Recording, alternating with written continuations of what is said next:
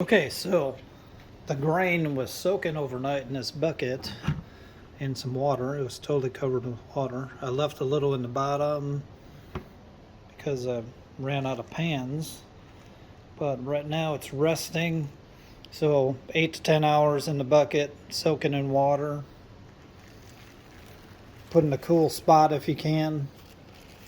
If you got a bedroom that's not heated, or a basement or something like that, to keep it about 50-60 degrees. And then what you're going to want to do is let your grain rest, and let it rest for 8-10 hours. Say every 4 hours, just come back, stir it, let it get some oxygen, stir them all, and then I'm keeping it covered to keep the moisture in. You don't have to cover it. You can come back and you can just leave it like this. It's not too dry in your house. And then just take a spray bottle and dampen it once in a while. Just want to keep them wet. You don't want them drying out. And then after 8 hours of resting, I'm going to put it back in the bucket, cover it with water again, and it should start sprouting soon after that. I'll show you as we progress here. All right, here we are, day 2 of the soaking. So I'm going to drain this off. I'm going to let the grain rest again on some trays.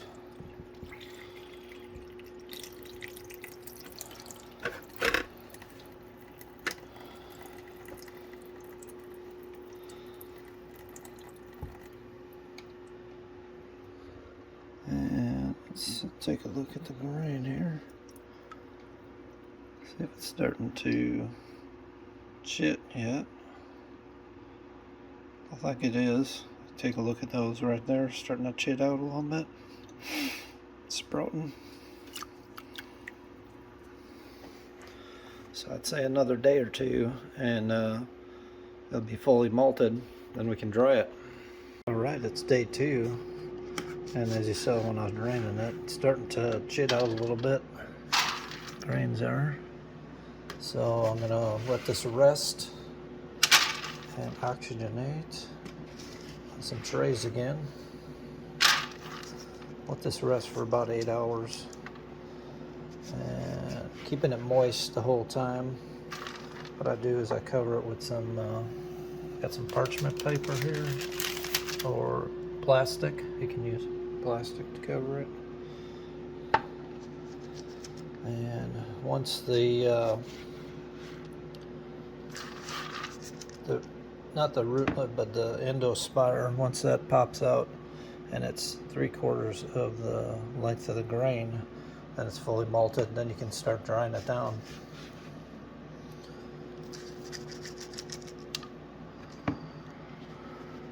Okay, while your grain is resting, you want to come back every 4 hours and just give it a stir. Just kind of mix it.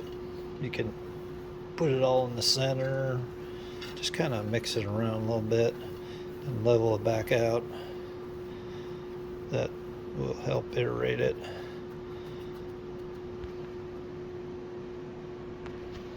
All right, here we are at the end of day 2.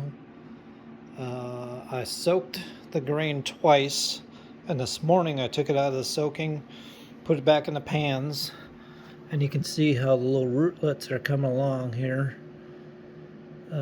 Doing pretty good. So it's definitely turning into malted grain. They're all sprouting pretty good. So what I did today, I just turned them a few times, just shuffled them up and kept them wet. And right before bedtime here, I sprayed them again. I didn't turn them at all, but I sprayed them to keep them damp overnight. And in the morning, we're going to look and see how far the sprout is on them. Let's take a look at this one right here, if it wants to focus. See that center sprout? So when that equals 3/4 of the length of the grain, Then we're going to start drying them down. So right now most of these are sprouted out a quarter of the length of the grain, I'd say. So they're at least halfway there. We'll see how they look in the morning. I'll make another video in the morning. Alright, it's next morning now. So altogether we've gone through 2 soak and rest periods, and now we're going to leave them in the trays. All this barley is going to stay in the trays, and we're just going to keep them moist. So this will be day 3, and you can see the sprouts are coming out pretty good. I'm going to give them 1 more day, and I think this will be fully malted. Right now, we could quit probably right now. The sprouts are getting pretty long. I'm going to give it probably till tonight, and then I'll start the drying process.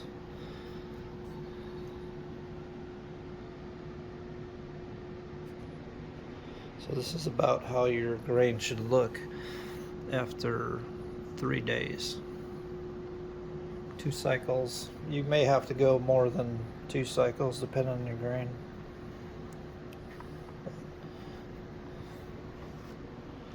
But just every, say, 6 to 8 hours, keep on misting them.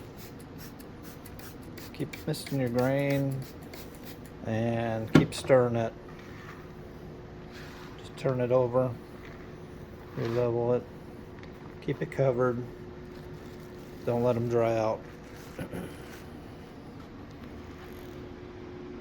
Alright, it's the end of the day now. This is the 3rd day. And we're going to take a look. Yep, the barley is definitely, I think it's ready to go. Ready to be dried down. See how long the rootlets is.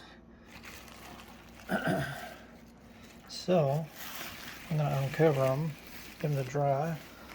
I'm going to put them in the oven at the lowest temperature I can get it to. And we'll get these to dry down.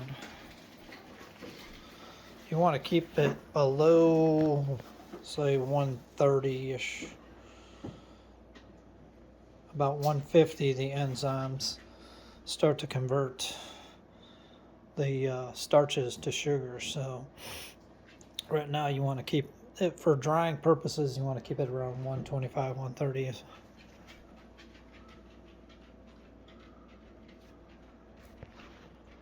Okay, so when you're drying your grains in your oven, you can use a thermometer to keep an eye on the temperature of the grains. Also, if your oven is like mine, as low as it'll go, so you hit bake and you adjust your temperature and it only goes to 170. There's a way you can make up for that. You really don't want it at 170 if you don't have to. So you can, on this model it's at the virgin air, so you hit bake, press and hold that for about 5 seconds, and it goes into calibration mode. Right now, so you can adjust the temperature down up to 35 degrees. I adjusted mine down 25, and then you hit bake again, and then it'll hold that. So, and then when you go back into it, you'll see that it's calibrated a little colder, 25, minus 25 degrees. So that'll hold that temperature. Let's put it back on. So that's one way to get around that temperature being a little bit too hot. I would still recommend to keep a thermometer in there and just check it once in a while. Put it in the middle of your grain like that, and keep an eye on the temperature. My grain is just heating up. It's only been in here maybe 10 minutes, so it's not quite up to temperature. And then, you know, you can come in here and stir this once in a while, but it's going to take a good 6 hours, 8 hours to dry your grain. Alright, I've had the barley in the oven for a little over an hour. I'm just gonna double check, make sure the temperature's not getting too hot.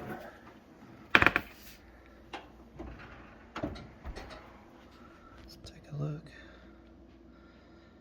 Right,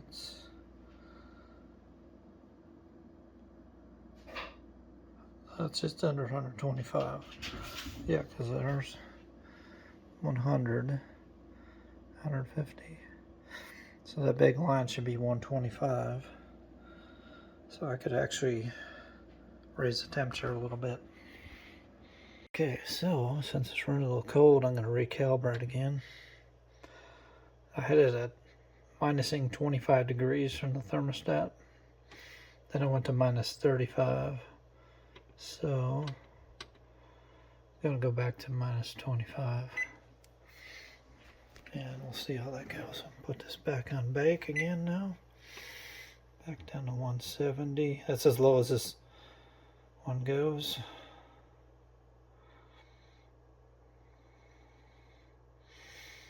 Come back and check in there 20 minutes.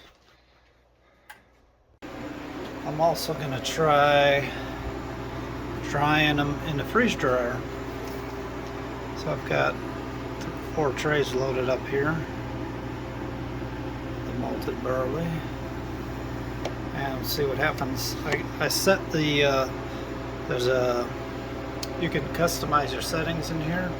So I set it for about 120 degrees dry temperature. So this chamber produces a vacuum, and it's got a cooling coil. Inside the chamber, the air will be 0 degrees, and then it'll heat the trays with a heater. There's heater elements underneath here. It'll heat these trays up to whatever temperature. I set it for 120 degrees. We'll see how it turns out. And I'll try making some beer from this freeze dried versus the oven dried, and we'll see what percentage of sugars we get out of it. So you want to keep it under 120, 130 degrees so that the enzymatic action kind of just, it doesn't convert all the starches to sugars, which is what you do when you're making beer out of it. So you're just drying the grain without getting it too warm, where the enzymes will become active and convert the starch to sugars. Okay, so I'm going to try this, and I'll have a follow-up video when I make beer with this grain. Okay, so I put the barley in last night, probably about midnight-ish, and here we are, it's 9 hours later. It's been drying for 6, so it did freeze. It must have froze for like 3 hours and started drying.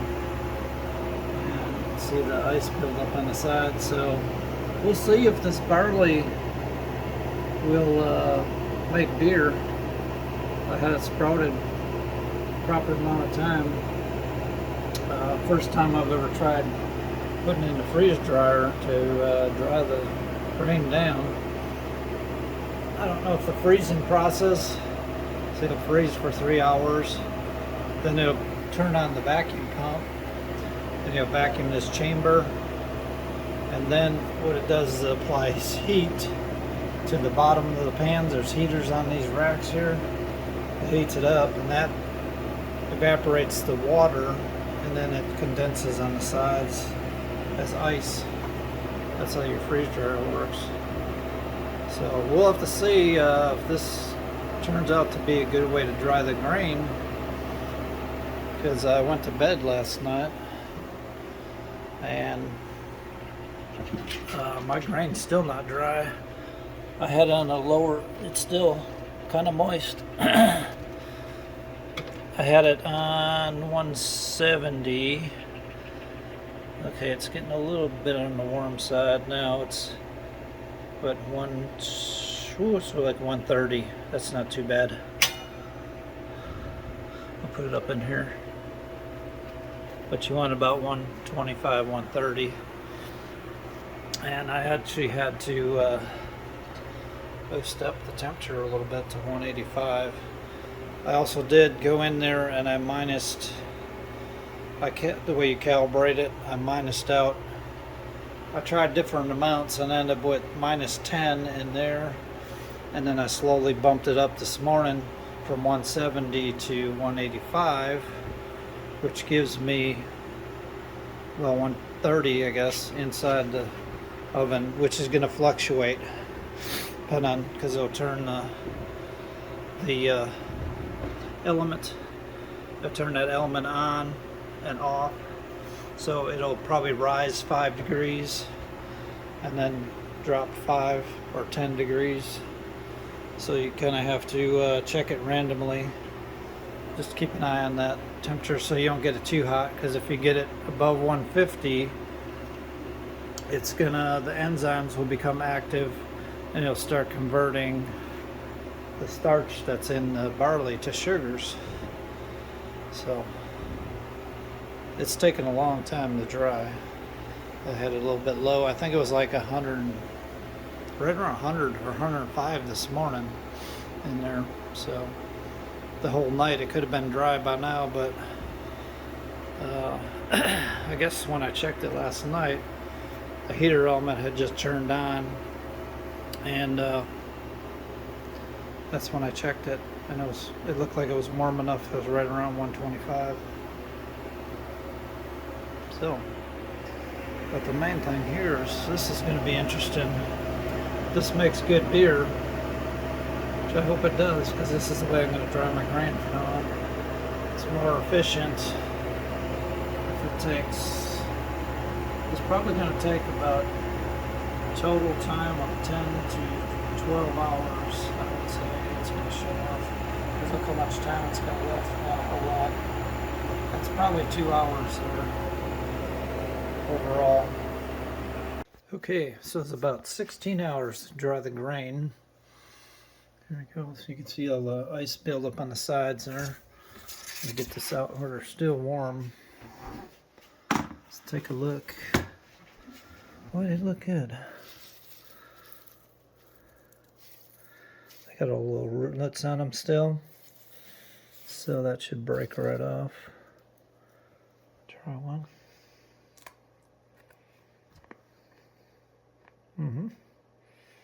That should make some good beer. I'm going to try making some in a little bit. I'll add it onto this video when I make the beer with it, and we'll see how much sugar content we get out of this. So right now, what I'm going to do next is I'm going to take the grain. You can see a little roots on them. I'm going to run it through this sieve here and see if the roots come off. In there, the grain should stay in here and the roots should fall through.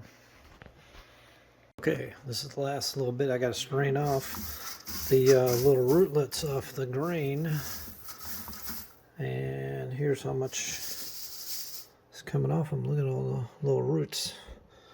So that, and here we got this in a bucket here, so you can see how much that is. It's a little bit of grain. I was thinking that's enough to make a batch of beer. And I've got this, which I was drying in the oven, which never really dried very good. So I'm going to throw that in the food in the Harvest Right freeze dryer. Okay, so freeze drying the rest of my grains, my barley, that are malted. So that's the last of it.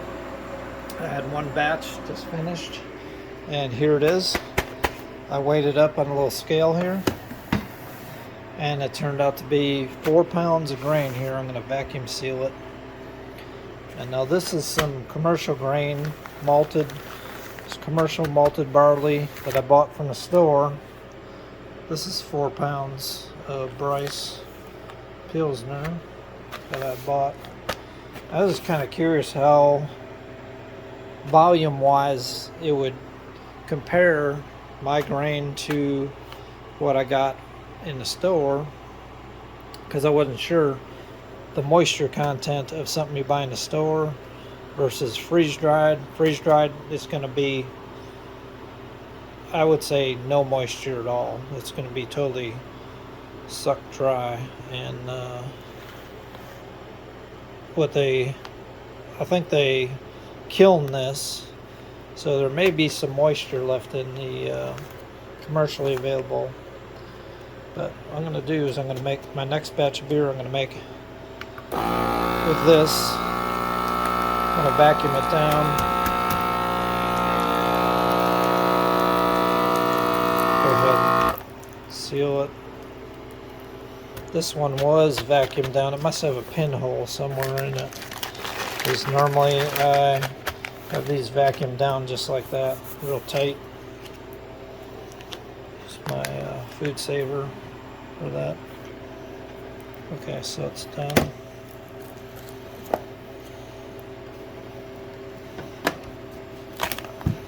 So I'd say they're pretty comparable, the freeze dried versus the commercial. And color wise, here's the commercial, some Bryce. Just take a look at it if I can get the glare off of there. It looks a little more yellow in person than it does on my phone. I'm not sure if that's just my phone screen. And you know, they kind of look similar except for the little rootlets. I didn't get them all sifted out. I need a strainer that has a little bigger gap between the wires, and that would strain out better. I don't think that's going to hurt anything though. Color wise, pretty close. Pretty close. It might be a little lighter, but I'll let you know how it goes. I'm going to make a batch of beer with this. So there's 4 pounds there, and I should have at least another 3. I noticed the trays aren't as full this time around. Maybe 3 to 4 more pounds, which you got 8 pounds, 8 to 10 pounds is usually what I use of when I make an all grain brew. So I'm just going to use my freeze dried home malted barley on the next beer. This should be really interesting, because you can buy a 50-pound bag of Bryce. Probably if you go to a store, brew store, you have to find one in a big city somewhere, or order through the mail. It's like $80 to $100 if you're mail ordering. It's shipping on top of that, unless you can find a place. Most places will not ship 50-pound bags for free. You can order, say, smaller quantities, like 10 pounds at a time, and then just order 5 10-pound bags. But when you buy it 10 pounds at a hit, it ends up being a lot more. You end up paying for 50 pounds, you might pay well over $100, $120, $130 for if you buy it 10 pounds at a time. This malt or barley seed that I got from the feed store was $20 for 50 pounds. And then you malt it yourself if you got the time to do it. It takes a couple days. I think it took 3 days. And then plus the freeze drying. The freeze drying I wouldn't really count, because you can throw it in there and you can do other things. Well, during the malting process, you have to be home. You have to turn it, make sure it stays moist, keep an eye on it. So that's a little labor involved there. It's not really a lot of labor, but just a little bit. So, I mean, you could save a lot of money malting your own barley. So, we're going to try. I'm not sure if the freeze drying process does to the grain, to the malted barley. I would think the enzymes are still in there, and they're kind of in limbo, just like this. They just dry it down, That's at like 125 degrees. They're killing it. So hopefully this will still convert. I would say it's still in starchy state, and when you heat it to 150 in your mash, it's gonna change to sugar. We'll see. I'll make another video on it. Alright, this morning I got the rest of my malted barley out of the freezer there. And what I'm going to do, I took a pound of the freeze-dried barley. I'm going to toast this because I'm going to make a Pilsner beer out of this. So I'll have 7 pounds of just dried grain, dried malt. And I'm going to toast this for about 10 to 15 minutes on 300 degrees and just take a look at it. So this will add like a 20 Lovibond or so to it. If you wanted to make a crystal malt, what you would do is, while the grain is still wet and sprouted, malted, you would heat it in an oven at about 160 degrees, and that would bring it up to like a mash temperature, and the starches would start to convert to sugars, and then you get your crystal malt. The longer you roast it at 160, the more sugars you'll get into it. So you do it about 1 to 2 hours, and then after that you would dry that malt down. And that's how you get your crystal, depending on varying degrees. And then after that, once it's dried down, you could also put it back in the oven and roast it for 10-15 minutes at 300 degrees or so. But that's how you do your specialty malts. So this one, I'm going to toast it about 10-15 minutes. We'll see how it comes out. Alright, I ended up toasting my malted barley for about 25 minutes at 300. And here is, I don't know if you'll be able to tell the color difference between these two. This is the untoasted. This is toasted. So this is just lightly toasted. If you take one and try it, it's kind of toasty flavor to it. It has a nice kind of biscuity toasted flavor to it. Just a real good, a little more sweetness than if you would take the untoasted grains. So there's definitely a difference. It may not look like it in the color, but it's going to add some flavor to your beer. You can go as dark as you like, whatever you want to do with it. But this being a Pilsner, I'm going to stop right there. So that was 25 minutes at 300.